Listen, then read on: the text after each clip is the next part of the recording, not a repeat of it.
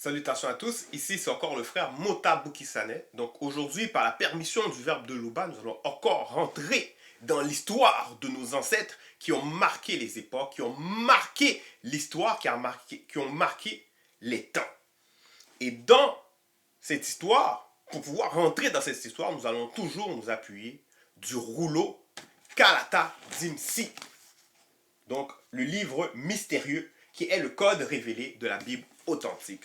Donc ce rouleau qui nous dévoile, on va dire, qui nous révèle les mystères du monde spirituel, donc le grand ordre des choses, et qui nous dévoile les entités, qu'est-ce qui se cache derrière l'invisible du visible, qu'est-ce qui se cache même hors de cette réalité, et aussi nous dévoile des aspects de l'histoire des patriarches que nous n'avons pas pu découvrir dans le rouleau Kalatom Ballet, qui est la Bible authentique. Donc toujours, justement, pour approfondir notre connaissance de l'histoire des patriarches, nous allons aller dans le livre de Kenyé Ewa. Kenyé Ewa.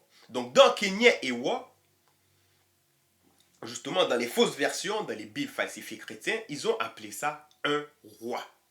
Un roi.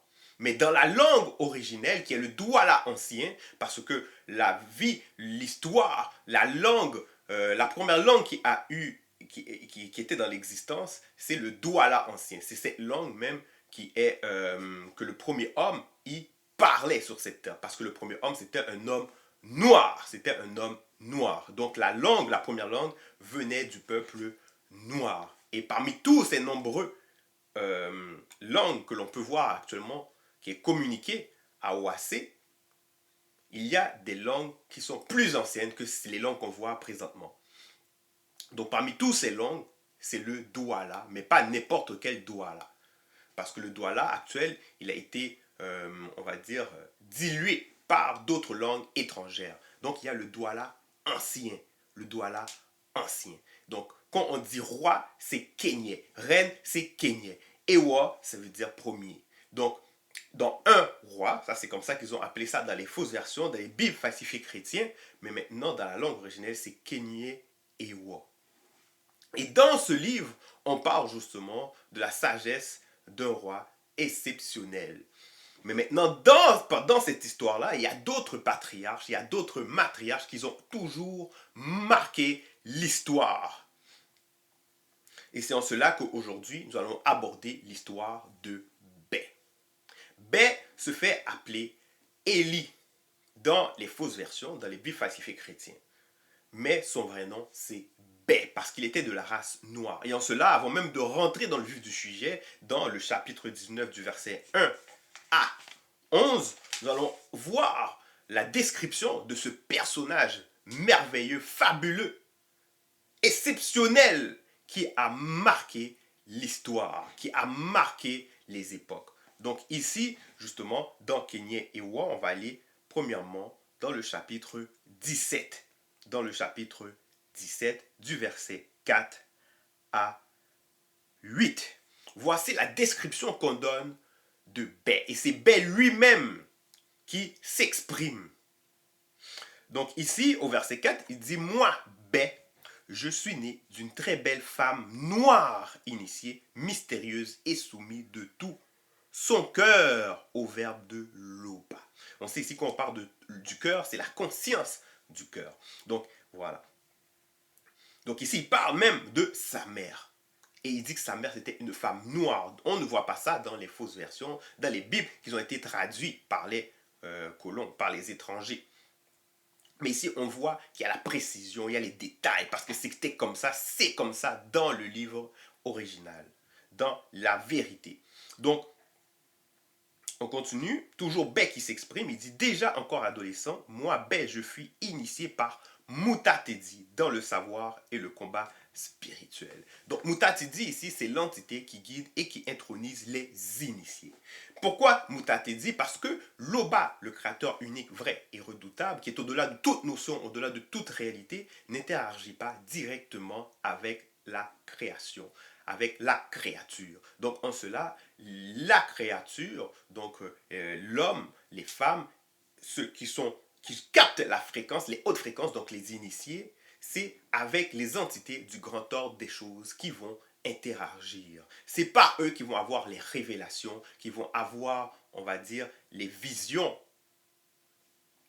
de ce qui doit arriver ou de ce qui s'est passé. Donc voilà.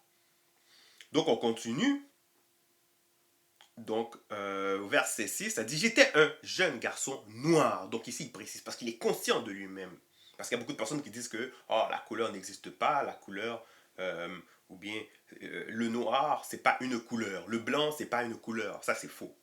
C'est faux. Déjà, le noir, c'est la source de toutes les autres couleurs. Donc, si les autres couleurs sont des couleurs, et le noir, c'est la source de toutes les couleurs, pourquoi le noir ne serait pas une couleur? Donc, on continue. Ici, on voit que B, il était conscient de qui il est. Donc, dans les Bibles falsifiées, ils ont enlevé ça parce qu'ils ne voulaient pas que nous, les descendants, nous puissions nous identifier au récit ancestral qu'ils ont falsifié, qu'ils ont pris du peuple noir et qu'ils ont falsifié. Donc, ils ont enlevé toute description des patriarches et des matriarches. Mais ils ont enlevé presque toutes parce qu'il y a toujours des choses qui sont restées parce qu'ils ont été voilés pendant leur manipulation, pendant leur falsification.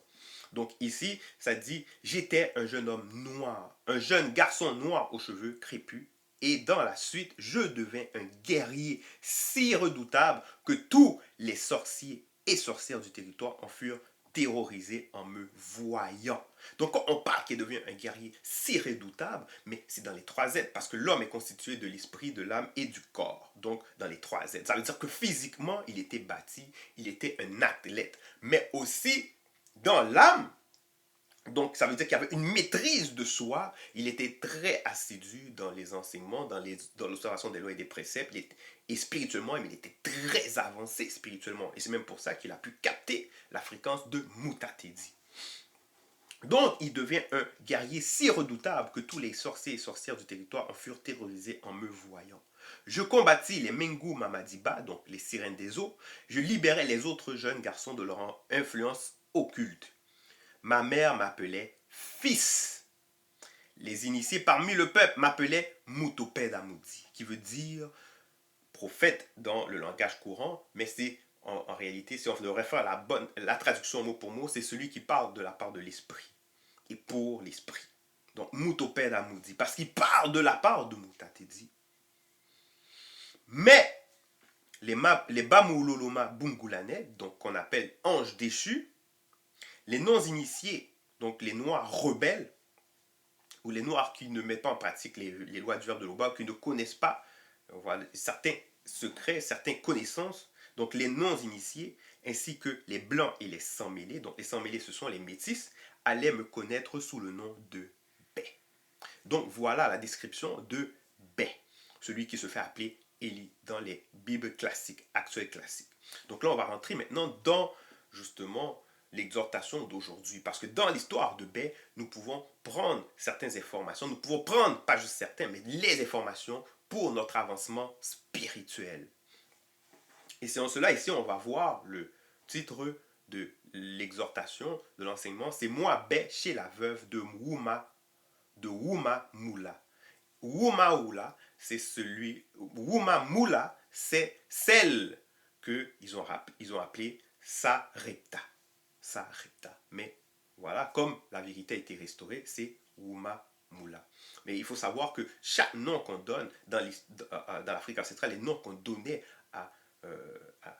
que les Noirs ils avaient une signification. Il y avait une portée.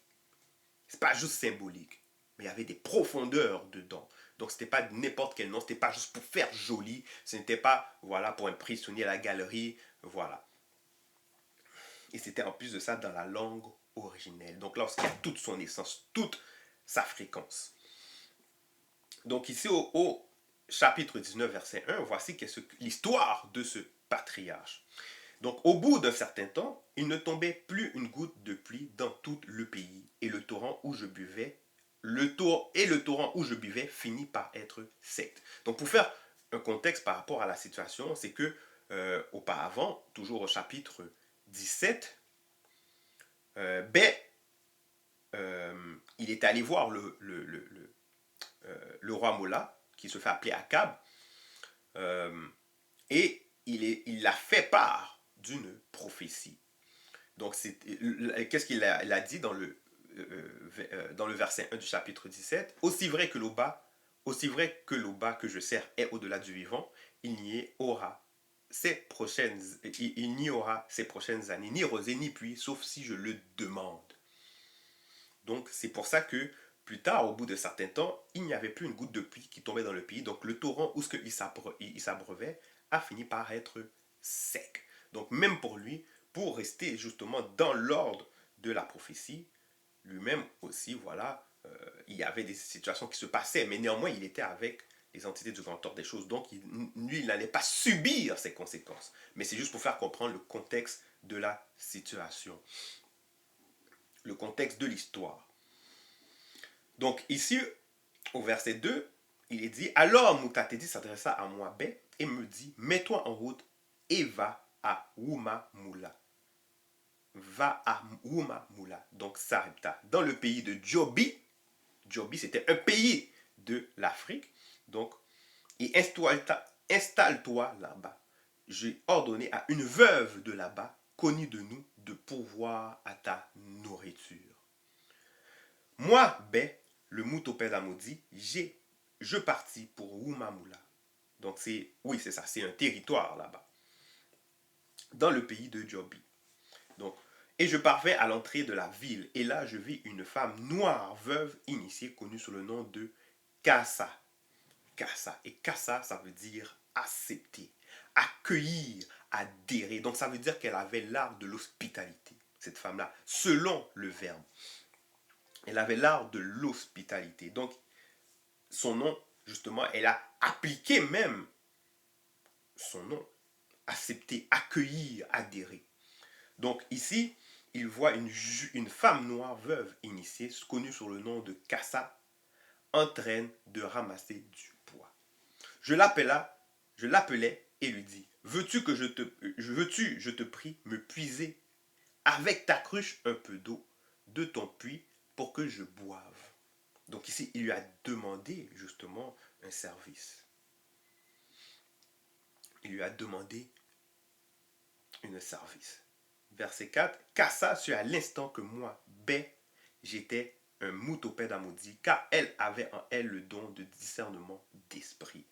Donc voilà. Et ça va de soi. Parce qu'une personne normalement, qui devrait manifester l'art de l'hospitalité, elle doit avoir le discernement pour justement savoir qui rentre chez soi. Parce que ce n'est pas n'importe qui, c'est pas à cause que justement que tu as l'art de l'hospitalité que ça veut dire que tu dois accueillir n'importe qui chez soi. Parce que quand tu ouvres la porte aussi à l'entité familière qui anime la personne. Donc, dans le cas de Bé, c'est Moutatedi, l'entité qui guide et qui intronise les initiés. Mais si c'était un non-initié, ça aurait été des démons, ça aurait été d'autres formes d'entités occultes. Et c'est pour ça qu'il faut avoir le discernement, le don du discernement, pour savoir quel état d'esprit est animé la personne. Parce que quand on parle d'état d'esprit, c'est parce qu'il y a quelque chose aussi qui est en train d'influencer, d'animer, d'assister cette personne. Donc ici, on voit que Koussa, c'était une femme qui avait le don du discernement d'esprit. Donc, elle savait qui accueillir chez elle. Et quand elle accueillait, elle savait comment accueillir. Donc ici, au verset 5, ça dit, comme Kassa partait en chercher, je la rappelais pour lui demander, s'il te plaît, apporte-moi aussi à manger. Mais elle me répondit, aussi vrai que l'Oba est au-delà du vivant, je n'ai pas la moindre nourriture cuite chez moi.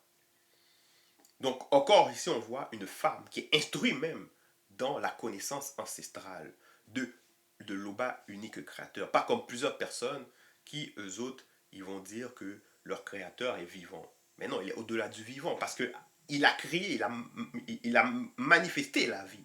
Il a créé la vie. Donc il ne peut pas être vivant. Il est au-delà du vivant. Donc ici, on voit qu'elle était initiée à ça. Loba est hors de toute notion, hors de toute réalité. Donc ici, on continue. On va aller au verset 7.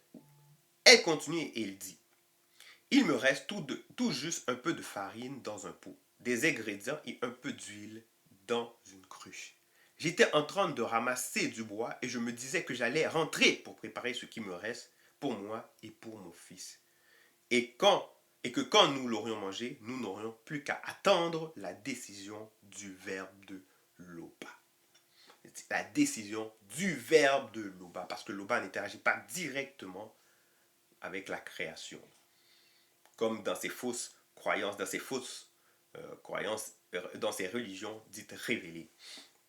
Parce qu'ils vont dire que l'Éternel, ils vont dire que c'est lui qui est Dieu, parce que pour eux autres, il peut avoir Dieu le Père, Dieu le Fils, Dieu le Saint-Esprit, et ils vont dire que Dieu, voilà, l'Éternel, il parle à l'homme, il interagit directement, il descend dans la création, il va, voilà, aller pour essayer de châtier tel pays, tel peuple, mais après ça, il envoie 2 anges, il se contredit, voilà, il ment, c'est un Dieu barbare qui punit, qui châtie, qui ordonne les massacres, les génocides, le meurtre, le viol, voilà, les sacrifices humains et animaux. Non, ici, c'est pas ça. Dans la vérité, ce sont les entités qui interagissent avec la création. Et toujours ça par la permission du verbe de Loba. Parce qu'ils sont en accord. C'est la conscience collective. Donc ici, elle continue, car ça continue, et il dit, mais néanmoins, je sais que la manifestation de la grâce de Loba m'a rendu visite à cet instant par ta présence.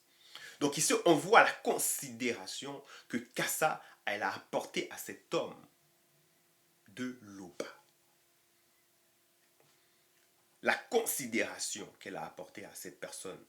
Parce que il peut y avoir du monde qui va mépriser telle personne. Ils vont dire, ah, oh, c'est juste le verbe. Ils vont vouloir écouter juste le verbe. Mais le verbe, papa, ne s'adresse pas directement. Loba ne s'adresse pas directement. Et le verbe, il faut être dans des fréquences élevées pour qu'il s'adresse directement. Donc ici, on voit qu'elle a considéré cet homme. En considérant cet homme, c'est toujours, elle a manifesté la crainte du respect qui est toujours due à Loba. Elle a considéré le verbe de Loba.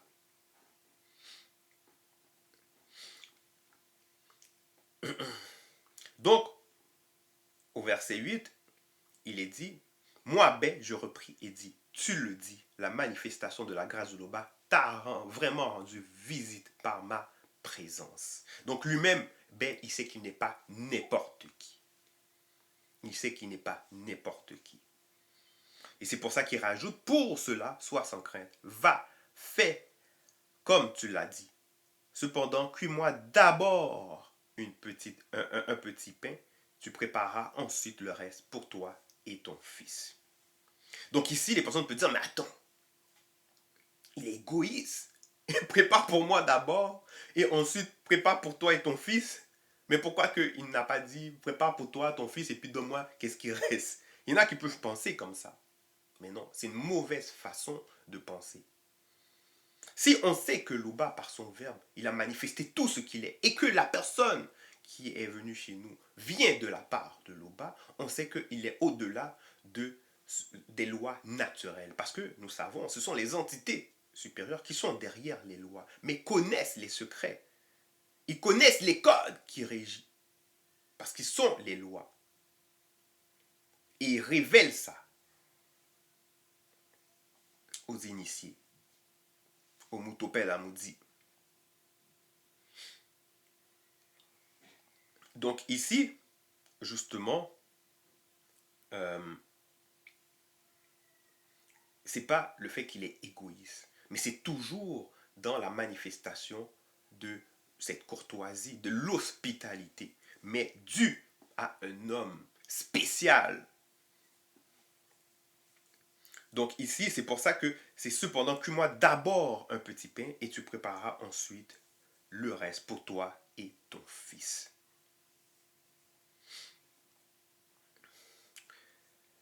Verset 9, en effet, voici ce que dit Mutatedi. Parce que justement, c'est pour ça qu'il est Mutoped Amoudi. Donc, en effet, voici ce que dit Mutatedi. La farine qui est dans le pot ne manquera pas, ni les ingrédients, pas même l'huile qui est dans la cruche ne diminuera jusqu'au jour où Mudima Mimbu, qui est l'entité des saisons, fera tomber de la pluie sur le territoire. Car ça alla faire ce que moi, Bé, je lui avais demandé. Et pendant longtemps, moi, Bé, le Mutoped Amoudi, elle-même et son fils, nous eûmes à manger. Verset 11, la farine qui était dans le pot ne manqua pas, ni les ingrédients, pas même l'huile qui était dans la cruche ne diminua, conformément à la parole que Mutatedi avait prononcée par mon intermédiaire à moi, Bé. Donc ici, on voit comment est-ce que se produisent les miracles. Déjà, parce que dans notre époque, on va voir que beaucoup de personnes, ils vont vouloir se montrer et parler, oh, il y a eu tel miracle, telle situation, telle chose. Et ils sont dans des fausses croyances, ils sont dans du faux. Ils ne savent pas, ils ne connaissent rien de l'histoire, ils ne connaissent même pas eux-mêmes, et ils vont parler de miracles. Mais comment est-ce que quelqu'un peut avoir des miracles alors qu'il est dans le faux? Alors que, normalement, pour recevoir le miracle, il faut qu'il soit conscient mais des entités. Il faut qu'il soit conscient de la nature intime du Créateur, qui est au-delà de toute notion, de toute réalité. Il faut qu'il soit conscient des codes. Il faut qu'il ait l'intelligence, le discernement, la sagesse. Il faut un niveau de spiritualité. Il faut être initié, tout simplement. Donc, ici, on voit, il y a des personnes qui vont parler de miracles. Il peut avoir que, on va dire, leur micro-ondes est brisé, et là, maintenant, ils vont dire, oh, je vais prier, et puis là, tout d'un coup, ça fonctionne. Oh, miracle. Ça peut être leur voiture, ça peut être autre chose. Ils voient des miracles partout, mais en fait, ils ne comprennent rien même des réalités du visible. Donc, même comment ils peuvent comprendre les réalités spirituelles. Et non seulement ça, ici on voit que quand le miracle a été fait, c'est resté dans le secret par rapport à cette femme, son fils et Bé. Et ce connu qui devrait le savoir en parlant des entités du grand ordre des choses. Et c'est bien plus tard que cette histoire nous a été révélée. C'est bien plus tard qu'on en parle. Donc ici, on voit un peu comment les miracles se produisent. Donc il faut être dans la vérité, il faut être initié. Ce n'est pas à n'importe qui. Et en même temps, on comprend comment offrir l'hospitalité. Parce qu'à notre époque, nous avons le deuxième né de la création, qui est le seul enseignant, donc Zululassan. Donc, ça nous montre un peu comment même nous devons le traiter, mais aussi comment entre nous, frères et sœurs, nous devons nous traiter. Donc, ceux qui adhèrent au message. Et aussi, comment nous devons manifester l'hospitalité, toujours avec un esprit de discernement. Donc, c'était le message qu'on pouvait retenir de cette histoire grandiose de Bé. L'Obat était unique créateur, est toujours glorifié.